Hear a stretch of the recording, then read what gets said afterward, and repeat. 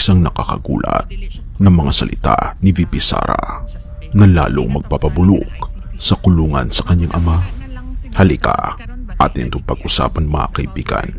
Kung na-prejudge na nila ang kaso ni Rodrigo Duterte, na-prejudge na po nato ang ICC as a biased political court, no? Dili siya court of justice. Di na tamusali ka ng ICC. Uy, maghuna-huna na lang siguro ta sa karon ba sa edad ni PRD is about to turn 81 puhon. Yes. O yung Ginoo. Wala ang Ginoo. Ang huna-hunaon na lang nato, no, kung unsa ang makahatag og moral support sa iya. Dahil kay VP Sara, lalong mabubulok sa kulungan ang kanyang ama. Akala ng kampo ng mga Duterte ay nakakatulong ang kanilang katapangan sa media. Pero ang totoo, ito ang magsisilbing pako sa kabaong ng depensa ni dating Pangulong Rodrigo Duterte sa ICC.